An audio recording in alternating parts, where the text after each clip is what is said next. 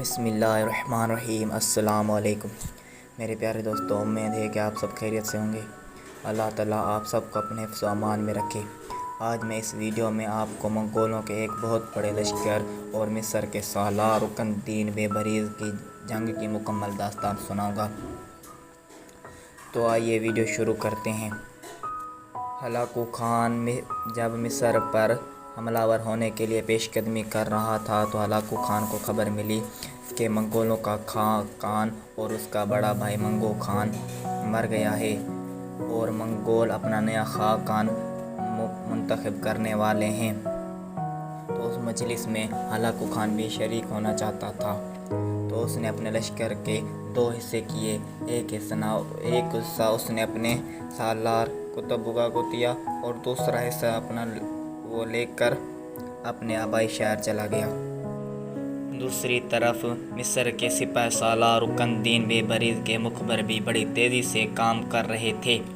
اس کے آدمیوں نے اسے اطلاع کر دی تھی کہ ہلاکو خان لشکر کے ایک حصے کے ساتھ سیرا گوبی کی طرف روانہ ہو چکا ہے، اور یہ کہ منگو خان مر چکا ہے اور وہاں سے اپنے آبائی مجلس میں شرکت کرنا ہے۔ گو اس وقت تک رکن الدین بیبریز کے منگولوں کے خلاف جنگی تیاریاں ابتدائی دور میں تھی اور وہ اپنے آپ کو صرف دفاع تک محفوظ رکھنا چاہتا تھا۔ لیکن جب اس نے یہ سنا کہ ہلاکو خان اپنے سالار اعلیٰ قطب بگا کو چھوڑ کر خود سیرا گوبی کی طرف چلا گیا ہے، تب یکایک بیبریز نے ایک بہت بڑا فیصلہ کیا، ایک ایسا فیصلہ جو اس سے پہلے کسی کے گمان میں بھی نہیں آ سکتا تھا۔ اس نے اپنے لشکر میں اعلان کیا کہ اب وہ منگولوں کا انتظار نہیں کریں گے کہ وہ کب پیش قدمی کرتے ہیں اور مصر پر حملہ آور ہوتے ہیں اور ہم ان کی راہ روکتے ہیں۔ میں نے فیصلہ کیا ہے کہ منگولوں پر حملہ آور ہونے کی پہل ہم کریں گے۔ بیبریز کے لشکر میں ایسے کافی لوگ تھے جو منگولوں کو ستائے ہوئے تھے، لہذا انہوں نے اور دوسرے لوگوں نے بھی امیر بیبریز کے اس فیصلے کو خیر مقدم کیا۔ اس وقت رمضان المبارک کا آغاز ہو چکا تھا۔ بیبریز کے اس اعلان کے بعد اس کے لشکر کو رمضان مقدس کے مہینے میں جہاد کی افضل ترین عبادت سے سعادت اندوز ہونے کا موقع فراہم کیا تھا۔ وہ بے حد خوش تھے۔ انہوں نے بڑی خوش دلی سے اس کا فیصلہ قبول کر لیا۔ اپنے لشکر کا فیصلہ جاننے کے بعد رکن الدین بیبریز اپنے لشکر کے ساتھ مصر سے نکلا اور بڑی تیزی سے اس نے فلسطین کا رخ کیا تھا۔ اس دور میں ساحل فلسطین کے ساتھ عیسائیوں کے بڑے مضبوط اور مستحکم قلعے تھے۔ یہ سب بندرگاہیں بھی کہلاتی تھیں اور ان قلعوں کے اندر انہوں نے بہت بڑی عسکری طاقت جمع کر رکھی تھی۔ رکن الدین بیبریز عیسائیوں کے انہی قلعوں کے ساتھ ساتھ بڑی احتیاط سے شمال کی طرف بڑھا۔ دراصل وہ یہ دیکھنا چاہتا تھا کہ عیسائی صلیبی اپنے قلعے بند شہروں اور بندرگاہوں میں کیا کر رہے ہیں۔ اس کا خیال تھا کہ اگر وہ قطب بگا سے جنگ کرنے کے لیے آگے بڑھتا ہے تو اس موقع پر اس کے لشکر کے خلاف صلیبی کوئی کارروائی تو نہیں کریں گے، تو سب سے پہلے صلیبیوں کا سر کچلے گا، کے بعد منگولوں کا رخ کرے گا۔ لیکن جب وہ فلسطین میں داخل ہوا تو اسے پتہ چلا کہ صلیبی بالکل خاموش ہیں، تاہم ان کے علاقوں کو لوٹنے اور اپنے لیے خوراک حاصل کرنے کے لیے کبھی بھی منگولوں کا کوئی گروہ ان علاقوں میں ضرور داخل ہو جاتا ہے۔ اس طرح رکن الدین بیبریز اپنے لشکر کے ساتھ اکا شہر پہنچا اور شہر کے باہر اس نے پڑاؤ کیا۔ گلی گلی کے میدانوں میں پیش قدمی کرنے سے پہلے اور صلیبیوں کے طرف سے اطمینان حاصل کرنے کی خاطر یہاں رکن الدین بیبریز نے صلیبیوں سے خوردنوشوں کا سامان خریدا۔ اس کے بعد وہ گلی گلی کے ان میدانوں کی طرف بڑھا جہاں عین جالوت کے قریب منگول اپنے سالار قطب بگا کی سرگردگی میں پڑاؤ کیے ہوئے تھے۔ یہاں گولیاس نام کا ایک کنواں تھا جس کے قریب قطب بگا کا پڑاؤ تھا۔ گلی گلی کے میدانوں میں داخل ہونے کے بعد رکن الدین بےبریز نے ایک اور کام بھی کیا۔ اپنے لشکر کا ایک حصہ اس نے علیحدہ کر دیا اور اسے ایک مناسب جگہ اس نے گھات میں بٹھا دیا۔ یہ جگہ صلیبیوں کے قلعوں کے اطراف میں تھی۔ ایسا اس نے اس لیے کیا تھا کہ اگر مسلمانوں کے خلاف منگول صلیبیوں سے کھانے پینے یا دوسری مدد حاصل کرنے کی کوشش کریں تو جو لشکر اس نے گھات میں بٹھایا ہے وہ اسے آگے بڑھنے سے روکے دے۔ اس طرح منگولوں کو ضرورت کی کوئی چیز نہ ملے۔ اور اس لشکر کو گھات میں بٹھانے کا دوسرا نظریہ یہ تھا کہ اگر منگولوں کی مدد کے لیے صلیبی نکلیں تو وہ لشکر ان پر بھی حملہ آور ہو کر انہیں پسپا کر کے واپس جانے پر مجبور کر دے۔ اس لیے کہ ان دنوں منگول اور صلیبیوں کا مسلمانوں کے خلاف گٹھ جوڑ چل رہا۔ اس کے علاوہ گھات میں بٹھا جانے والے لشکر کو وہ منگولوں کے خلاف بھی استعمال کرنا چاہتا تھا۔ یہ انتظام کرنے کے بعد رکن الدین بےبریز اپنے لشکر کے ساتھ آگے بڑھا۔ گلی گلی کے میدان میں پیش قدمی کر کے عین نواز منگولوں کے لشکر کے سامنے اس نے پڑاؤ کر لیا۔ مورخین کہتے ہیں جمعہ 15 رمضان المبارک 658 ہجری اور 25 اگست 1260 ہجری کو دونوں لشکر یعنی مسلمان اور منگول عین جالوت کے مقام پر ایک دوسرے کے آمنے سامنے ہوئے۔ اس کے بعد دونوں میں جنگ چھڑ گئی۔ کہتے ہیں کہ عین جالوت کے میدانوں میں مسلمان اور منگولوں کے درمیان اس قدر گھمسان کارن پڑا کہ زمین و آسمان سب کانپ اٹھے۔ منگولوں کے سالار قطب بگا کو یقین تھا کہ مسلمان پہلے کی طرح زیادہ دیر تک منگولوں کے مقابلے میں ٹھہر نہ سکیں گے اور انہیں شکست دے کر منگول مصر تک ان کا قتل عام کرتے چلے جائیں گے۔ لیکن جب مسلمان اس کے مقابلے پر جم رہے اور ان کا سالار بےبریز بڑی زوردار انداز میں تب تکبیریں بلند کرتے ہوئے ان کی ہمت بڑھاتا رہا اور خود بھی دشمن کے لشکر کو کاٹتا رہا، تب قطب بگا اور اس کے لشکری بےبریز اور اس کے حیرت انگیز عسکری مہارتوں اور صلاحیتوں کو دیکھ کر دنگ رہ گئے تھے۔ منگول اور قطب بگا کو یہ بھی خبر نہ تھی کہ ان کے سامنے آنے سے پہلے رکن الدین بےبریز نے اپنا لشکر کی بہترین دستہ گھات میں بٹھا رکھے ہیں اور وہ کسی بھی وقت ان سے کام لے سکتا ہے۔ کچھ دیر تک منگول کے سامنے جم کر لڑنے کے بعد رکن الدین بےبریز نے اپنے لشکر کو وسیع رقبہ میں پھیلانا شروع کر دیا۔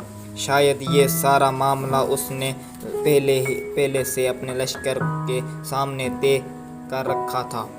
منگول یہ سمجھے کہ شاید مسلمان پوری طرح ان کے حملوں کا مقابلہ نہیں کر رہے، اس لیے پھیل کر چاروں طرف سے اپنے دفاع کو مکمل کرنا چاہتے ہیں، لہذا انہوں نے زوردار انداز میں مسلمانوں پر حملہ کرنے شروع کر دیے۔ انہوں نے حملے شروع کیے۔ رکن الدین بےبریز نے بھی اپنے بڑے خوبصورت رد عمل کا اظہار کیا۔ اس نے اپنے لشکر کو پیچھے ہٹنے کا اشارہ دیا۔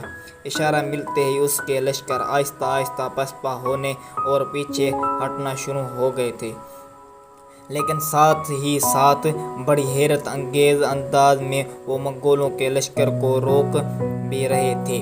اس طرح رکن الدین بےبریز بڑی تیزی بڑی خوبصورتی کے ساتھ منگولوں کو اپنے جال میں پھنسانا رہا تھا۔ چنانچہ اپنے سالار اعلیٰ رکن الدین بےبریز کے احکامات پر عمل کرتے ہوئے اس کے لشکری میں شامل عرب و ترک اور غلام جنہوں نے منگولوں کو کاٹ دینے کا عزم کر رکھا تھا، آہستہ آہستہ پیچھے ہٹتے چلے گئے۔ ساتھ ہی حملہ آور منگولوں کو کاٹ بھی رہے تھے اور روک بھی رہے تھے۔ اب منگولوں کی بدقسمتی کہ انہیں خبر نہ تھی کہ رکن الدین بےبریز نے ان سے دو ہاتھ کرنے کے لیے ایک لشکر کو گھات میں بٹھا رکھا ہے اور وہ منگولوں پر حملہ آور ہونے کے لیے بے تاب ہو رہے ہیں۔ घात में बैठने वाले वो गुलाम थे जिनके आबा व अजदाद पर मंगोलों ने बेहद सितम ढाने थे, और वो शुमाल के इलाकों से हिजरत करके यहाँ उनमें से अक्सर गुलामों की सूरत में बिकते बिका मिस्र पहुँचे थे। यहाँ उन्होंने बेहतरीन अस्करी तरबियत हासिल की थी और अब वो मंगोलों को काटने के लिए बिल्कुल तैयार और मुस्तैद थे। रुकनुद्दीन बेबरीद आहिस्ता आहिस्ता पीछे हटते हुए मंगोलों को उस जगह ले आया जहां उसने अपने लश्कर के दस्ते हाथ में बिठाए हुए थे। रुकनुद्दीन बेबरीद पीछे हटते हुए मंगोलों को अपने उन दस्तों के करीब ले गया। बस मंगोलों का वहां जाना था कि एक खून इनकलाब और लहलवा कर देने वाला तब्दीली उठ खड़ी हुई। घात में बैठा हुआ मुसलमानों का लश्कर अचानक नमोदार हुआ आंधी और तूफान की तरह मंगोलों पर टूट पड़ा था। घात में बैठने वाले मुसलमानों का ये हमला इतना ज़ोरदार, इतना अचानक था कि उन्होंने मंगोलों के उस तरह काटा और उनका खात्मा करना शुरू कर दिया था कि जिसने रखे वाले तूफान, शिद्दत भरी आंधियाँ अपने सामने तंकों को मुंतशिर करते चले जाते हैं। मोरखीन कहते हैं कि कुतुबुगा के लिए ये हमला बिल्कुल गैर तवक्को था और हमलावर मुसलमानों ने लम्हों के अंदर उसके सिफों को दरहम बरहम करके रख दिया था। उसने अपने सिफों को दोबारा मरतब करने और उनकी तरतीब दुरुस्त करने की बेहतरीन कोशिश की, लेकिन हमलावर मुसलमानों ने उसकी किसी भी तदबीर को कामयाब न होने दिया और कुतुबुगा के सारे तदबीरें मैदान जंग में धरी की धरी रह गई। मुसलमान हमलावरों ने बड़ी तेज़ी से मंगोलों को काटना शुरू कर दिया था और ऐन उसी वक्त बाकी लश्कर के साथ रुकनुद्दीन बेबरीद खूनी बगोल की तरह हरकत में आया और मंगोलों पर टूट पड़ा था। अब चारों समत से मंगोलों के परखच्चे उड़ने लगे थे। हजारों मंगोलों को मौत के घाट उतार दिया गया था। उनके लश्कर में जो गुरस्तानी और आर्मीनी ईसाई थे वो मुसलमानों के उन तेज़ हमलों को बर्दाश्त न कर सके और भाग खड़े हुए। उनमें से भी अक्सर को मुसलमानों ने ताक़ुब करके मौत के घाट उतार दिया था। इस तरह रुकनुद्दीन बेबरीद ने अपने शाही सवारों के साथ मंगोलों ही को नहीं, गुरस्तानी और आर्मीनी सलेबियों को भी अपने पांव तले रौंद कर रख दिया था। मोरखीन ये भी कहते हैं कि चंद घंटे के अंदर ही अंदर मंगोलों के मुसलमानों ने ऐसी कमर तोड़ी कि उन्हें शिकस्त फाश हुई और पिछले 40 सालों में मुसलमानों की उस फतह व कामयाबी और मंगोलों के उस शिकस्त वापस पाई की नज़र कहीं नहीं मिलती थी।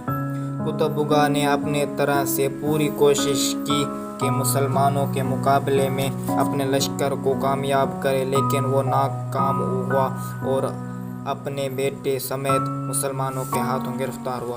जब उसके लश्कर को मुसलमानों ने तबाह व बर्बाद करके रख दिया था। कुतुबुगा एक दरिंदा सिफत इंसान था। खुसूसियत के साथ शाम के मुसलमानों पर उसने बेहद जुल्म ढाने थे। वो किसी रायत का मुस्तहक नहीं था। जब जंग खत्म हुई, बहुत से मंगोलों को मौत के घाट उतार दिया गया और बाकी भाग गए। तब मंगोलों के सिपह सालार कुतुबुगा को मुसलमानों के सालार रुकनुद्दीन बेबरीद के सामने पेश किया गया। कुतुबुगा को जब अमीर रुकनुद्दीन बेबरीद के सामने लाया गया तो उस वक्त जो इर्द गिर्द मुसलमान लश्कर खड़े थे, पहले तो उन्होंने कुतुबुगा का खूब मजाक उड़ाया। उस मौके पर रुकनुद्दीन बेबरीद ने कहर भरी अंदाज में कुतुबुगा की तरफ देखा, फिर उसे मुखातिब करके कहने लगा, तुमने बहुत से शहरों का किला कमा किया है, मगर अब तुम खुद गिरफ्तार होकर आए हो। बताओ तुम्हारा दिल क्या कहता है। कुतुबुगा कहने लगा, मैं जानता हूँ सारी उम्र मैंने अपने आका की खिदमत की है। मेरे मरने के बाद तुम और तुम्हारा माल व मता मंगोलों के घोड़ों के टापों से कुचला जाएगा। मंगोल शाही सवार मिस्र की रेत अपने चमड़े की थैली में भर भर के ले जाएंगे। कुतुबुगा के ये भी कहना लगा, मुसलमान ने मैदान जीत लिया है तो क्या हुआ, मंगोलों के घोड़ों ने बच्चे जन्ना नहीं छोड़े दिए या उनकी औरतें बाज हो गई हैं। मेरे मरने के बाद मुगल शाह सवार उस शिकस्त का बदला ज़रूर लेंगे और तुम सबको अपने घोड़ों के टापों तले कुचल डालेंगे। कुतुबुगा का ये जवाब सुनकर रुकनुद्दीन बेबरीज गुस्से और गज़बनाक हुआ था। वो इंतहाई गज़ब की मुज़ाहरा करते हुए कहने लगा, तेरे और तेरे हलाकों को ऐसी की तैसी। वो वक्त गुज़र गया जब तुम लोग हर जायज़ व नाजायज़ तरीके से अपने काम निकालते थे और मुसलमानों पर जुल्म ढाते थे। जो अंजाम तुम्हारा हुआ है वो मेरे खुदा ने चाहा तो वो तुम्हारे आका का भी होगा।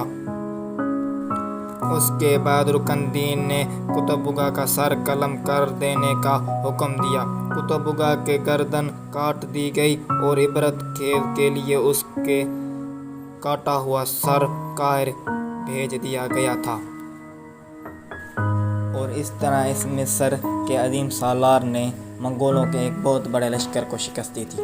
मेरे प्यारे भाइयों, अगर वीडियो पसंद आई हो तो वीडियो को लाइक, कमेंट और चैनल को सब्सक्राइब ज़रूर कीजिएगा ताकि हमारे आगे से आने वाली वीडियो जल्द से जल्द आप तक पहुंच सके। खुदा हाफिज़। तो मिलते हैं फिर अगली वीडियो में।